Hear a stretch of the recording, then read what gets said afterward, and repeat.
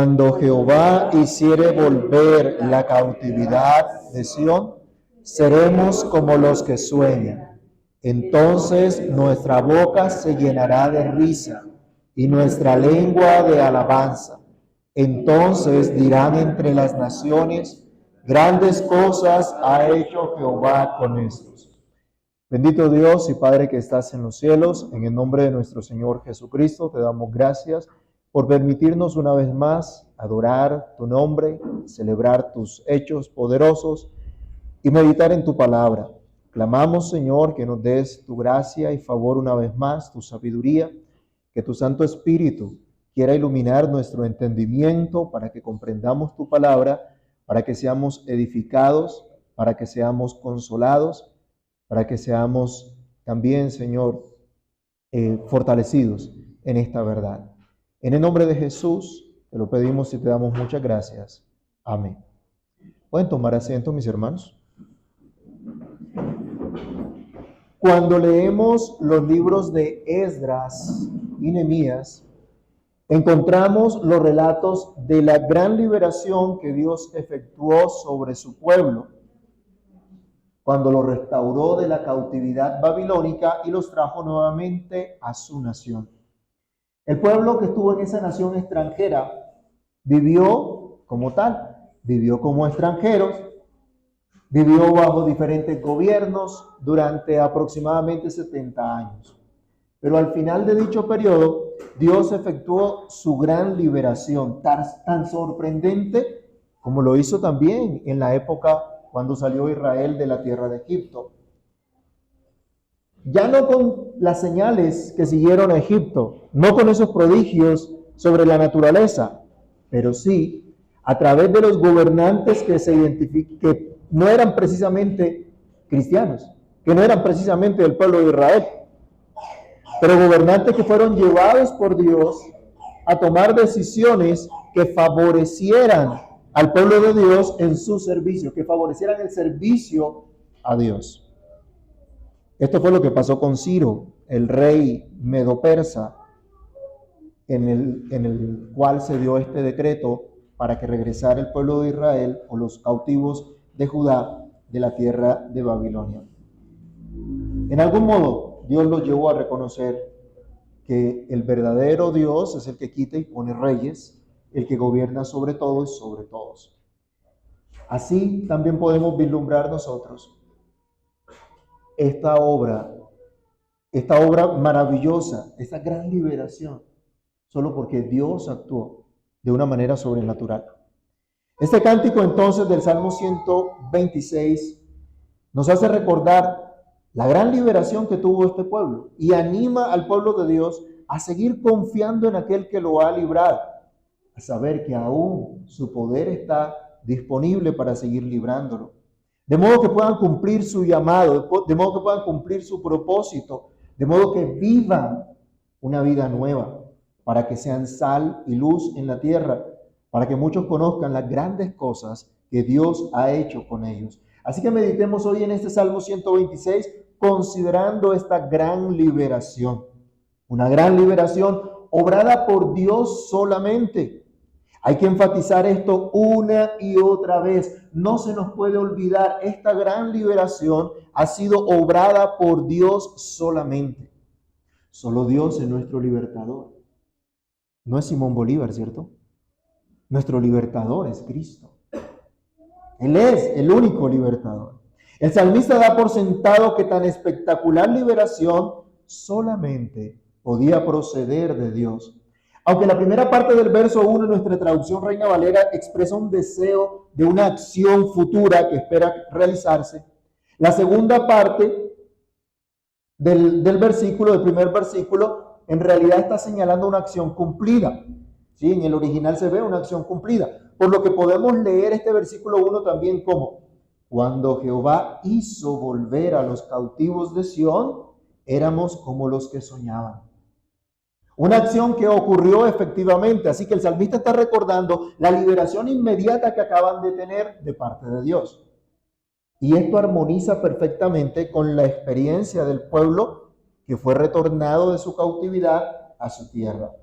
Esta gran liberación fue producto de la libre, soberana gracia de Dios. Nadie lo obligó. Él lo hizo para glorificar su nombre en medio de su pueblo, para restaurar a este pueblo. Esta es una obra solo de parte de Dios. Solo Dios restaura a su pueblo. Solo Dios bendice a los suyos. Fue Dios el que los hizo retornar como pueblo, cumpliendo lo que había prometido. Vayamos por favor a Jeremías 29:10 y también vamos a leer Daniel capítulo 9, verso 2. Leamos en primer lugar Jeremías 29:10, que había prometido el Señor.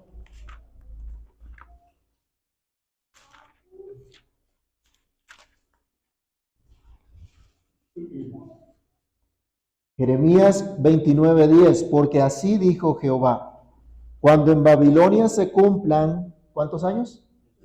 Los 70 años, yo os visitaré y despertaré sobre vosotros mi buena palabra para haceros volver a este lugar.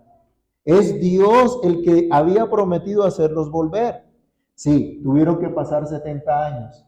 No fueron precisamente los años de más gozo para ellos, pero Dios los hizo volver de esa cautividad conforme a su palabra. Y Daniel capítulo 2, recuerden que Daniel vivió todo este tiempo de cautividad y Dios hizo también grandes cosas a través de él. Y él es movido por Dios también a considerar el cumplimiento de este tiempo y es llevado a orar por esto. Daniel capítulo 9, versículo 2. En el año primero de su reinado, está hablando de Darío, el rey de Asuero, yo Daniel miré atentamente en los libros el número de los años de que habló Jehová al profeta Jeremías, que habían de cumplirse las desolaciones de Jerusalén en 70 años. Y sabemos ya la historia de Daniel, ¿no? Y cómo él tuvo una influencia tremenda, que es muy probable que Ciro haya sido influenciado por este profeta también, para que declarara el retorno del pueblo a restaurar esta casa de Dios en Jerusalén, como veremos más adelante. Así que se podía asegurar, fue el Señor el que restauró a su pueblo.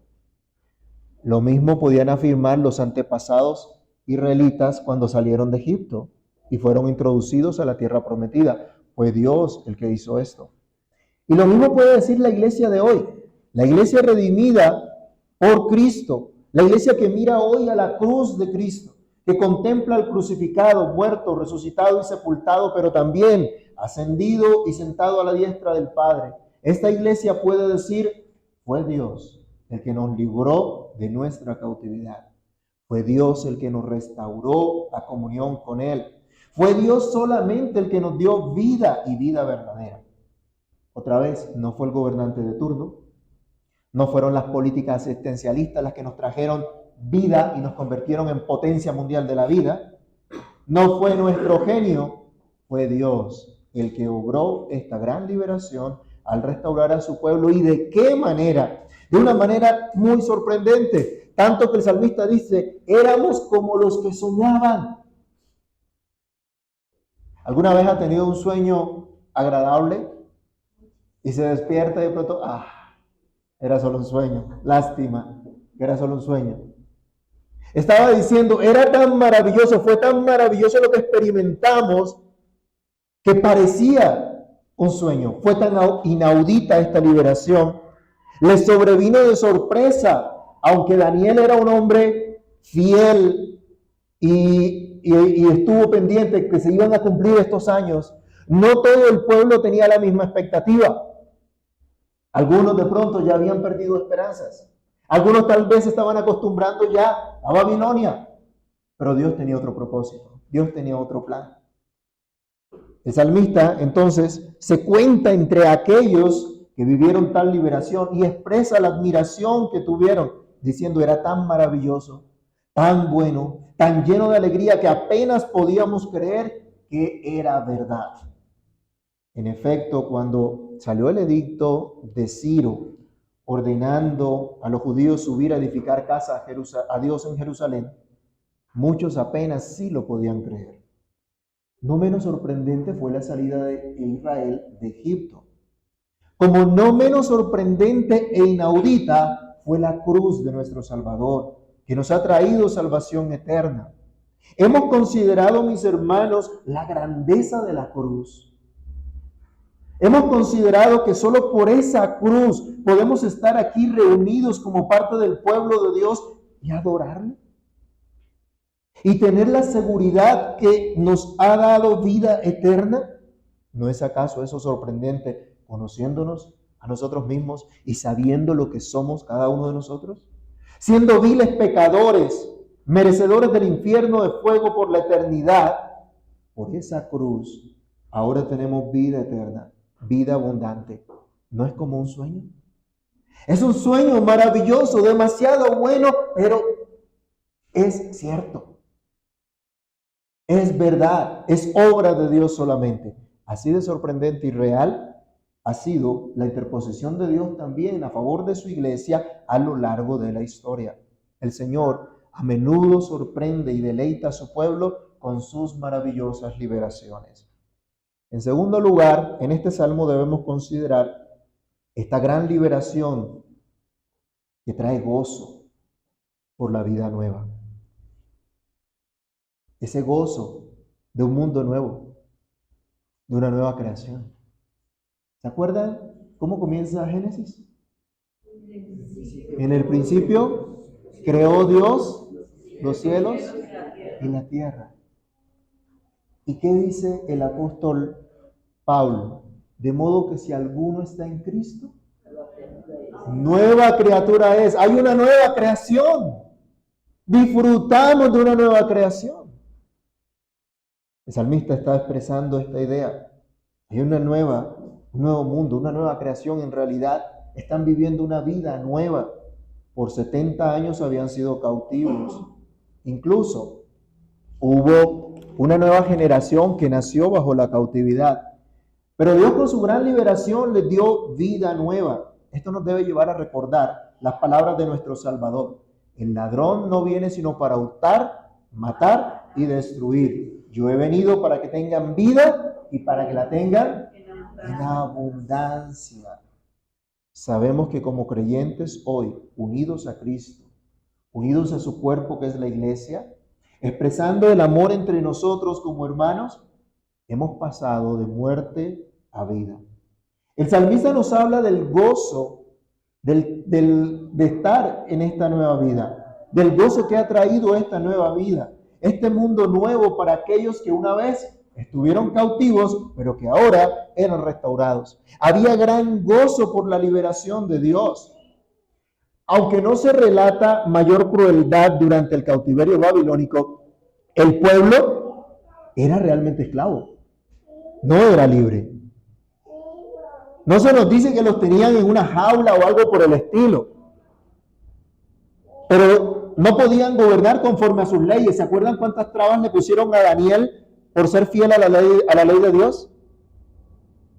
Y la ley del magistrado se oponía a la ley de Dios. ¿Y qué hizo Daniel en ese caso?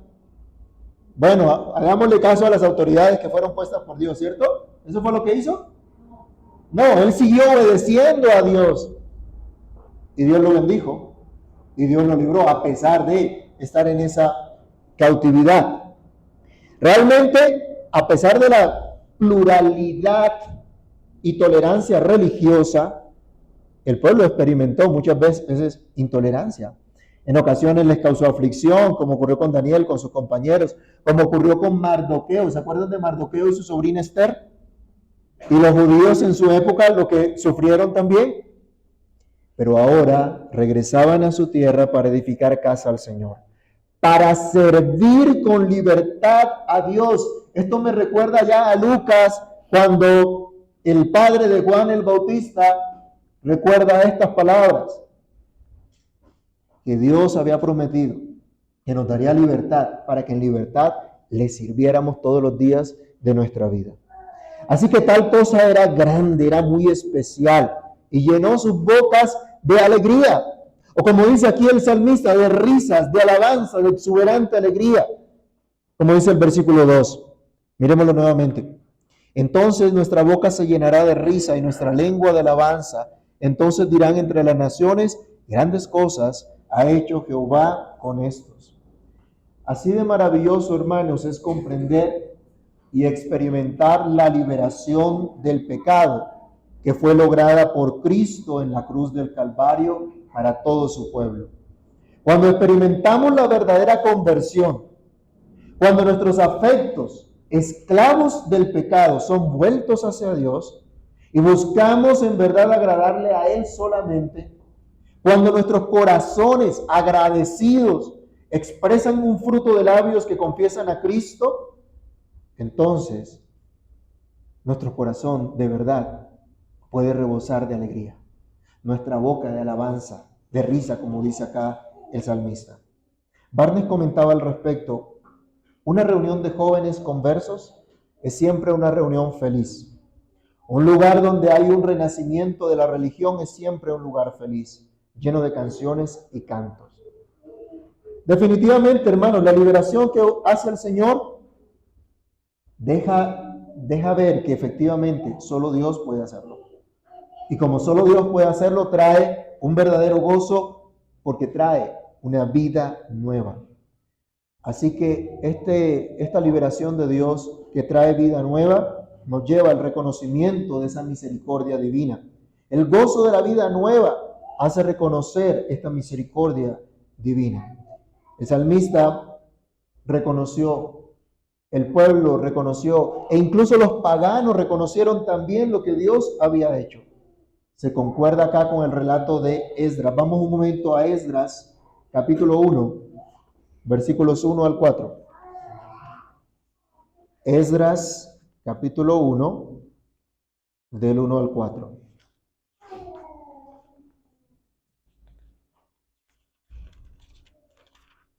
Miren lo que nos dice. En el primer año de Ciro, rey de Persia, para que se cumpliese la palabra de Jehová por boca de Jeremías, despertó Jehová el espíritu de Ciro, rey de Persia, el cual hizo pregonar de palabra y también por escrito por todo su reino, diciendo: así ha dicho Ciro, rey de Persia: Jehová, el Dios de los cielos, me ha dado todos los reinos de la tierra y me ha mandado que le edifique casa en Jerusalén, que está en Judá. Quien haya entre vosotros de su pueblo, sea Dios con él.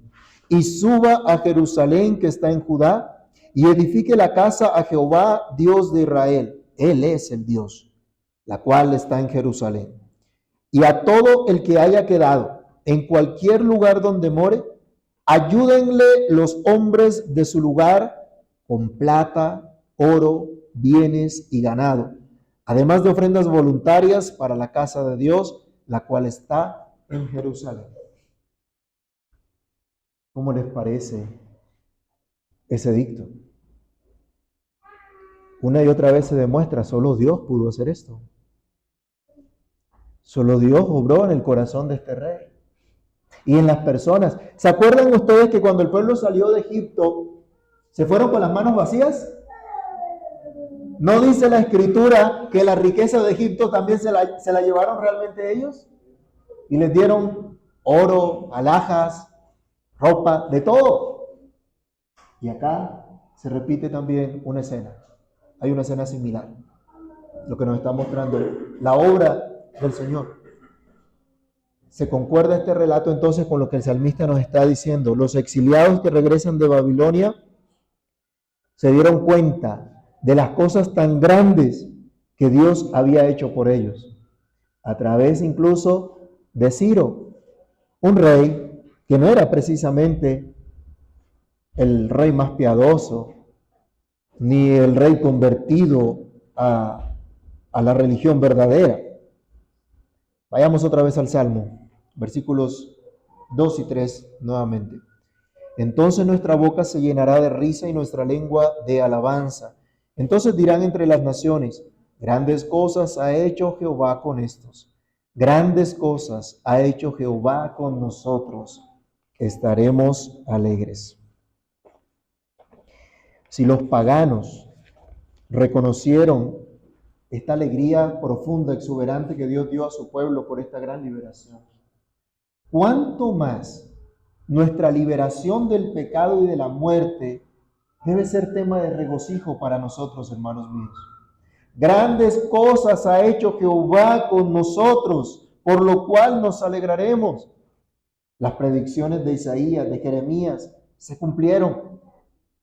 El mundo puede ver la conversión del pecador, puede ver su vida nueva, puede ver la influencia de la religión cristiana en su conversión, en su vida, por la paz que tiene, por el consuelo que tiene.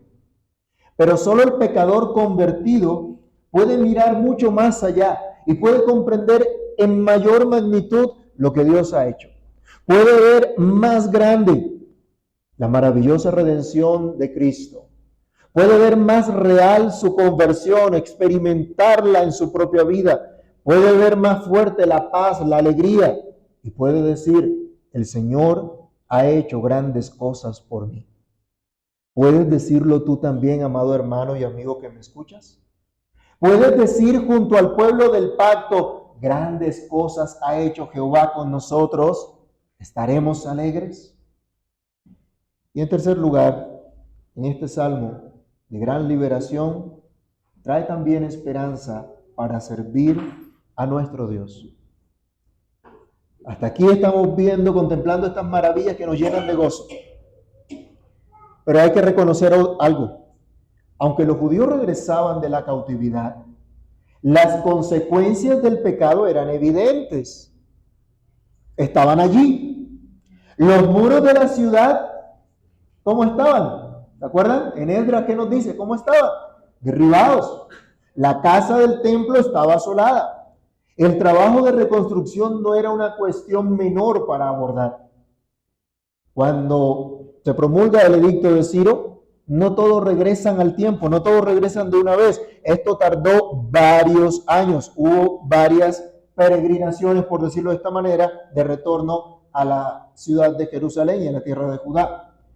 La obra de reconstrucción, de restauración, no fue inmediata, tomó su tiempo.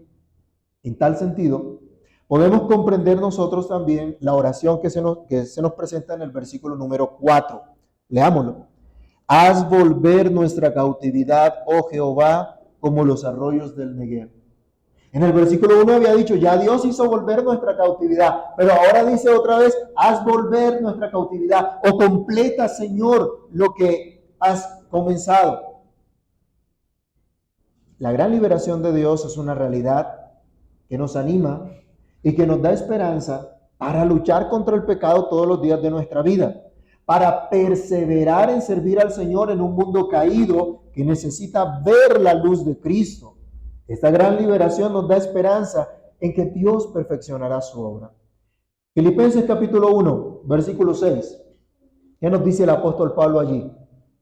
¿Quién lo tiene? Puede leerlo en voz alta. ¿Qué es lo que nos dice? Estando persuadido de esto, el que comenzó en vosotros la buena obra, la perfeccionará hasta el día de Jesucristo. ¿Ha comenzado Cristo una obra en tu vida? ¿Sabes que Cristo ha comenzado su obra en tu vida? ¿Tienes fe en Jesucristo como tu Señor, como tu Salvador? Entonces Cristo ha comenzado su obra en tu vida. Pero Él es fiel y la va a perfeccionar hasta cuando Él venga. Regresando a nuestro salmo, podemos decir que Dios, el autor de tan gran liberación para con su pueblo, no iba a dejar inconclusa su obra, sino que la culminaría también. Por eso el salmista y el pueblo sigue orando por la restauración del resto del remanente, por el resto del pueblo, que las compañías emigrantes que regresaban se mantuvieran completas y que como ríos crecidos al sur de Israel o el Negev, hasta que todos sean traídos de regreso, y para que sea consuelo y refrigerio, tales como lo es el riego para los lugares secos y desolados, que se refrescan, que florecen nuevamente con la llegada de corrientes de aguas.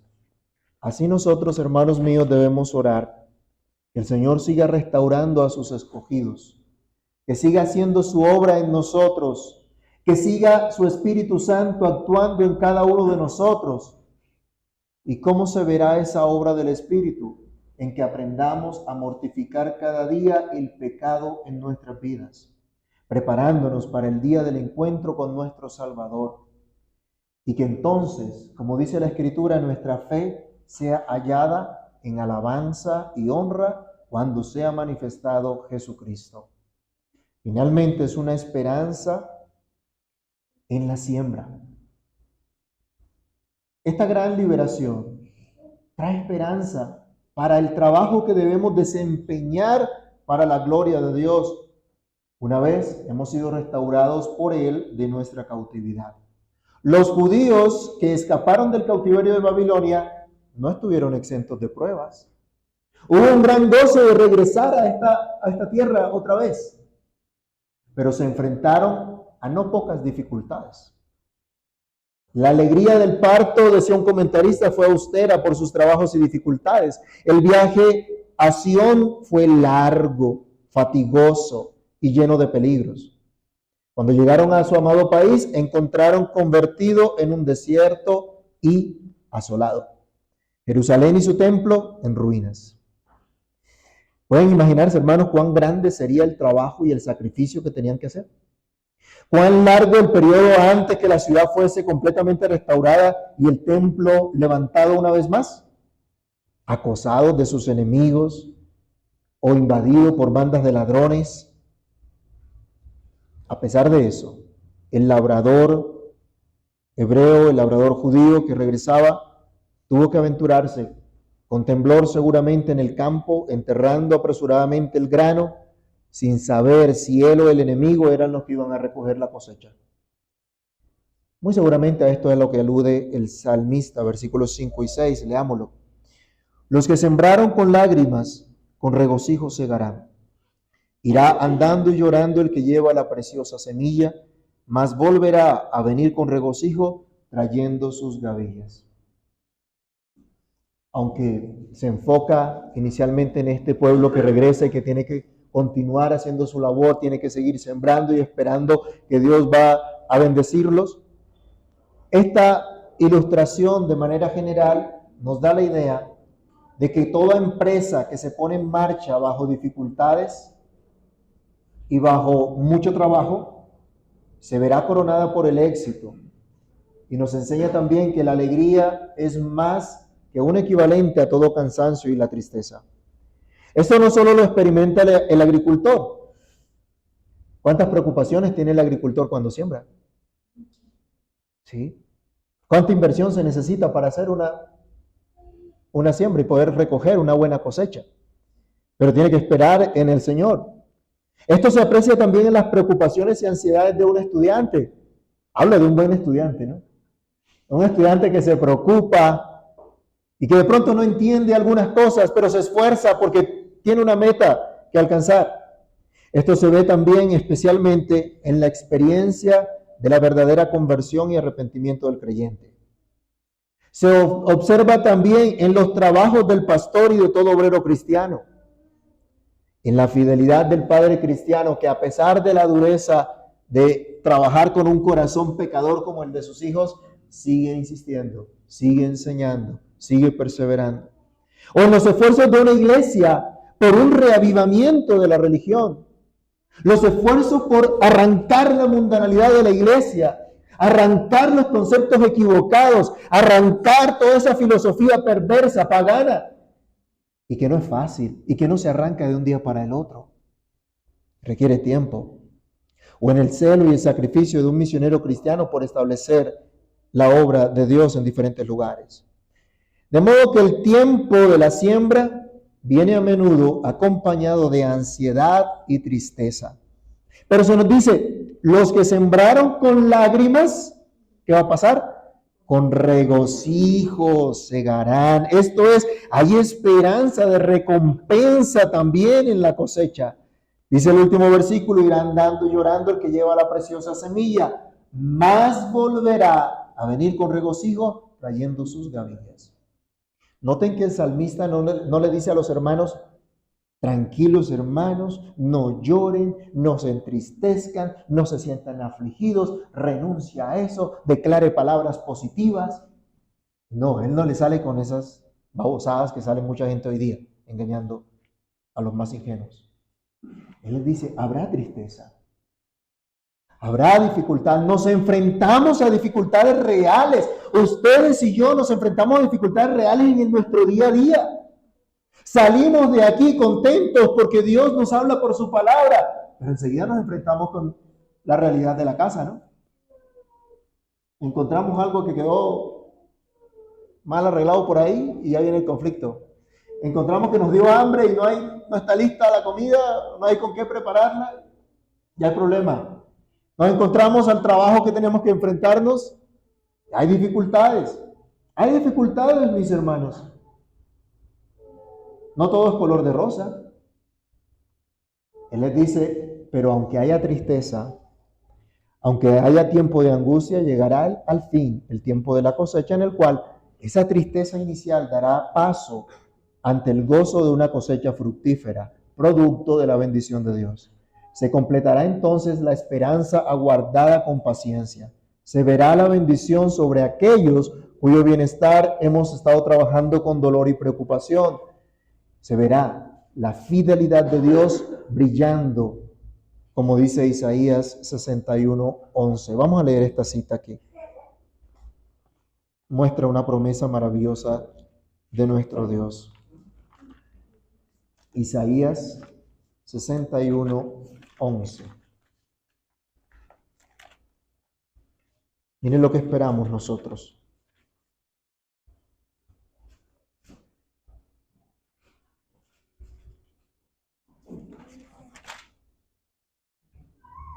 Porque como la tierra produce su renuevo y como el huerto hace brotar su semilla, así Jehová el Señor hará brotar justicia y alabanza delante de todas las naciones. Es una gran promesa, la obra de Dios. Así que no solo ese pueblo fatigado de un viaje largo de regreso a su tierra para reconstruirla, debía cobrar ánimo con este cántico, sino todos aquellos que han experimentado la salvación de Dios, que han recibido la vida nueva y que ahora deben andar en esa vida nueva, pueden cobrar ánimo, pueden cobrar aliento.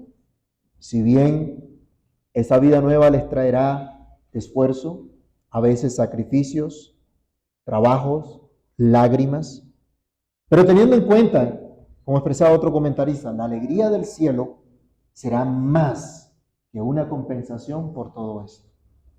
Así que, mis hermanos, este salmo es un gran estímulo para toda la iglesia que ha experimentado la gran liberación de Dios. Para todos aquellos que han sido traídos a una vida nueva, de verdadero gozo por esta gran liberación. Este es un gran estímulo en medio de las dificultades que implica el trabajo de la siembra antes de recibir una cosecha. Padres ansiosos, cónyuges preocupados o angustiados, predicadores, maestros de escuela dominical, interesados en el crecimiento espiritual de aquellos a quienes enseñan, pensadores cristianos, creyentes comprometidos por hacer visible el reino de Dios en todas las áreas de la vida, cultura, economía, política, artes, ciencias, educación, etc. Todo creyente que lucha sinceramente contra su pecado y anhela vivir para la gloria de Dios, escuchen esto, hay esperanza en Dios. Aunque al principio sembremos con lágrimas para someternos al Señor, siendo guiados por el Espíritu Santo, al final segaremos por el mismo Espíritu de Dios vida eterna. El apóstol Pablo decía, no se engañen, Dios no puede ser burlado. Si siembras para la carne, de la carne segarás corrupción. Pero si siembras para el Espíritu, del Espíritu segarás vida eterna. O una gran cosecha, como se nos dice en este salmo. Oremos. Amantísimo Dios y Padre que estás en los cielos, en el nombre glorioso de nuestro Señor y Salvador Jesucristo, te damos gracias por tu palabra y te damos gracias por este cántico que nos llena de esperanza en la obra de redención que tú has logrado para nosotros, en esa obra que solo tú has podido hacer. Muchas gracias, Señor. Muchas gracias por llenarnos de verdadero gozo y de vida nueva por la obra de Cristo. Gracias porque hoy nos recuerdas que en ti siempre tenemos verdadera esperanza y que aunque la siembra implique lágrimas, esfuerzo, la cosecha traerá grande gozo, Señor, que nos hará olvidar esa tristeza. Ayúdanos, Dios, en este tiempo de siembra, en este tiempo cuando tenemos que trabajar en lo que tú nos has mandado, que tu gracia nos aliente, que tu gracia nos sustente, teniendo, Señor, esa meta del supremo llamamiento en Cristo, esperando ese día en el cual recibamos de ti esas palabras diciendo: bien, buen siervo y fiel, en lo poco has sido fiel, en lo mucho te pondré, entra en el gozo de tu Señor. Ayúdanos a comprender que ahora es ese tiempo de siembra y que a su tiempo tendremos esta cosecha. En cada una de las áreas de nuestra vida en la cual debemos rendirnos a ti, mostrar el señorío de Cristo. Ayúdanos, Señor, a hacer la tarea que debemos hacer con valor, con denuedo, aunque haya lágrimas, aunque haya trabajos, aunque haya dificultades, aunque haya oposición. Señor, aunque nuestra propia carne se levante contra nosotros, ayúdanos. Ayúdanos a confiar en ti. Ayúdanos a depender de ti, Señor. A no luchar en nuestra fuerza, sino en el poder de tu Espíritu Santo. Ayúdanos, Dios, a descansar en tu buena voluntad, que es agradable, que es perfecta.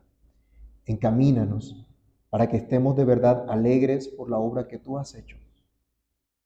Incluso en medio de la tristeza, en medio de la angustia que pueda llegar a nuestras vidas. En Cristo el Señor oramos y damos muchas gracias. Amén.